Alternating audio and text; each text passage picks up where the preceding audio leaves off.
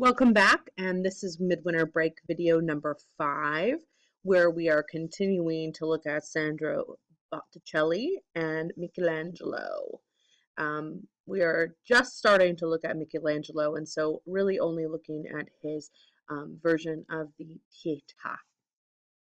So continuing on with Sandro Botticelli, our last piece that we looked at, we really looked at in-depthly his Primavera and all the figures and everything that was going on.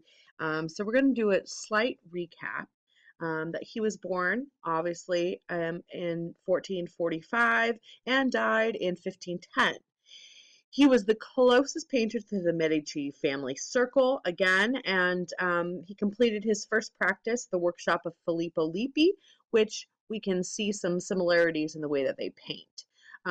He also passed on this artistic ideal of the melancholic female beauty. Okay, and you're going to see this type of female beauty reoccur with Lippi, Botticelli, and also with Michelangelo. So his friend and patron, Medici Lorenzo, commissioned Botticelli to create the Primavera in 1478. And again, this is really going back to the last video where we looked at all of the specific characters in this Primavera and springtime. And this is really going back to that Greek, Roman, mythological viewpoint of what springtime is. So again, they're looking at that specific time period of the Greeks and the Romans. But the piece that we're going to look at this time is going to be Botticelli's Birth of Venus. And he made the Birth of Venus for Lorenzo de' Medici, which is probably an allegory of the creative power of love. Okay, here we have the feminine nude depicted as a spiritual quality, and its physical beauty was the synthesis of Neoplatonic ideals. Here, the volumes are even more flattened, and the shadows almost disappear from this piece. The line becomes almost abstract and decorative, as in the waves of the sea. Obviously, we know that's the sea, but they're not realistic in the way that they are actually created. They're very abstract, giving it a slight sense of texture. So obviously, we're looking at the Roman goddess of Venus, okay? Her figure really is the synthesis of love, and she is being blown out of the sea on a seashell. And the Zephyr and who we believe to be Chlora, okay, are blowing her on this shell to the sea. And you can see on the right-hand side, she's ready to be swathed in her naked beauty.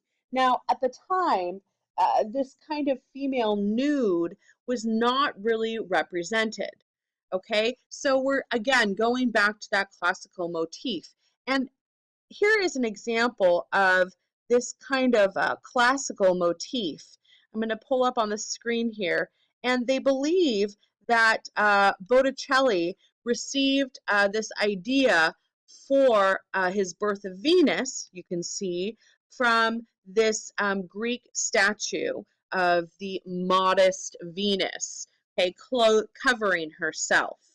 And you can see how many similarities in the actual way that they are trying to cover themselves.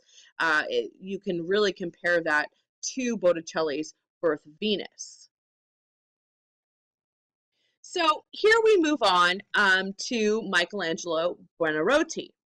And Michelangelo, who is probably the greatest Renaissance artist of the time, along with Leonardo, obviously my favorite, Michelangelo, was born in 1475 and died in 1564.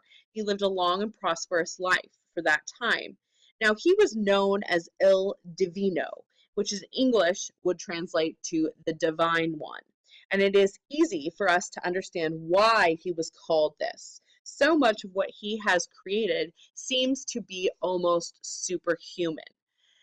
Can't imagine what kind of talent that he was really able to have to sculpt the way he sculpted. Now, I have some examples up here that we're going to look at a little bit more, some of these, and more in depthly as we go through. Now, on the left, we have Michelangelo's Moses, okay?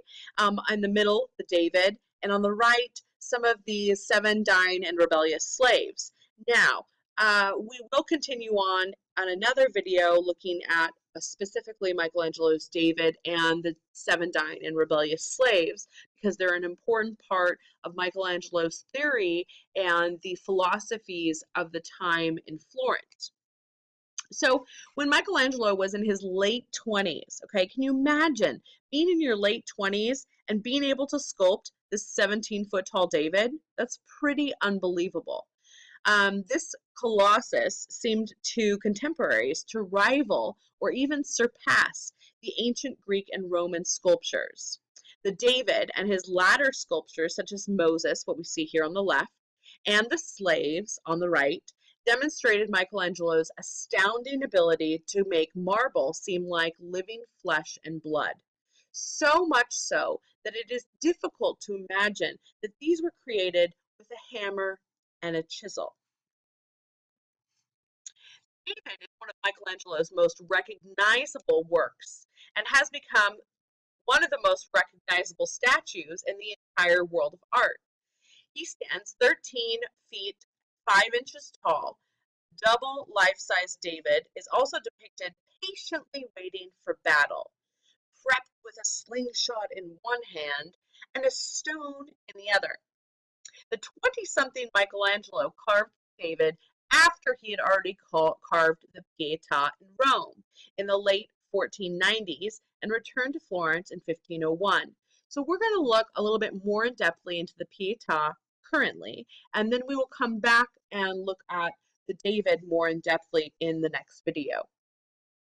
So the scene from the Pietà shows the Virgin Mary holding the dead body of Christ after his crucifixion, death, and his removal from the cross, but obviously before he was placed in the tomb.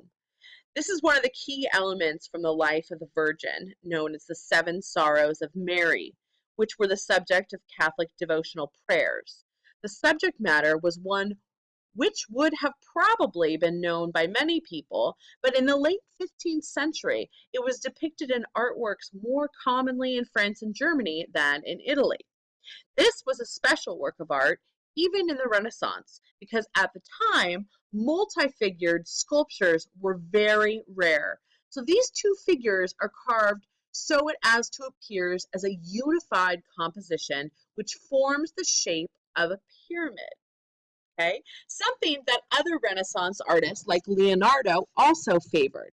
And we'll look more in depthly at Leonardo and how he used that type of sculptural pyramid in his works. So we see right here, you can actually just draw out how the pyramid is sculpted.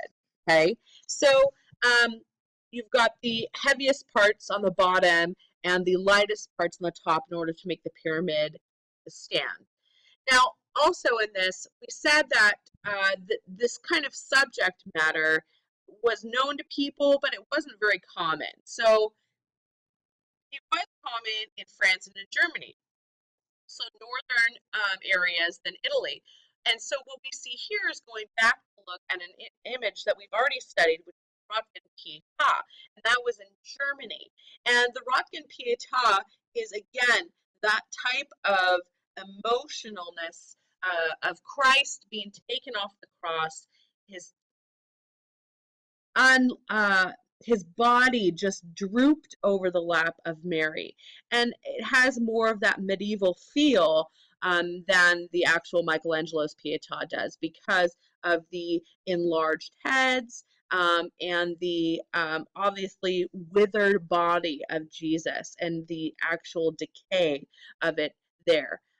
Michelangelo's Pietà is very romanticized. Obviously, the figures, if Mary were to stand up, she would be quite enormous compared to the body of Jesus.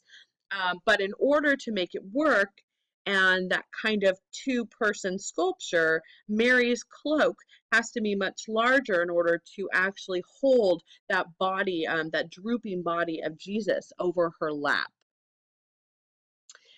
So an examination of each of these figures actually reveal, like I just said, that their proportions are not entirely natural in relation to the other.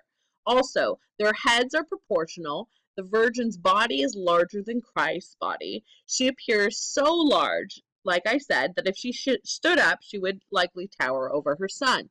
The reason Michelangelo did this was probably because it was necessary so that the Virgin could support her son in her lap. Again, what I just stated earlier.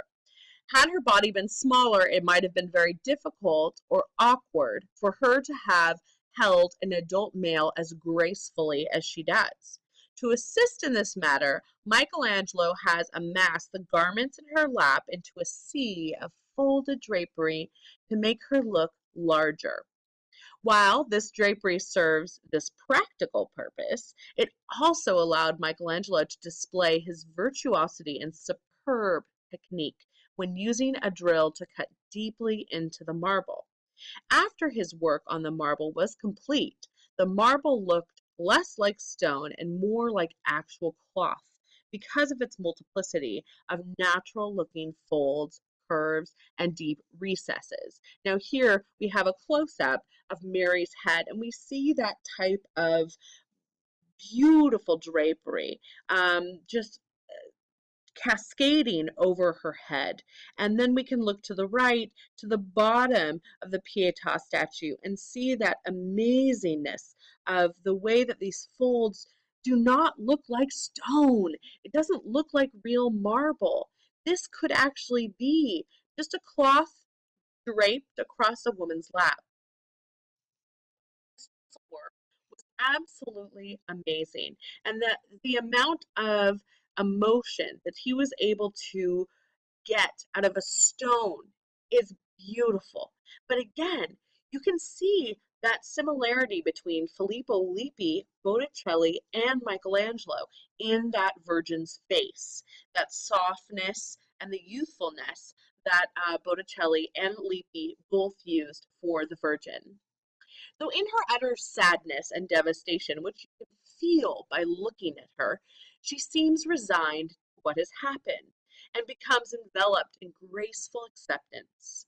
Michelangelo's talent in carving drapery is matched by his handling of the human forms in the Christ and the Virgin, both of whom retain a sweet tenderness, despite the very tragic nature of this scene.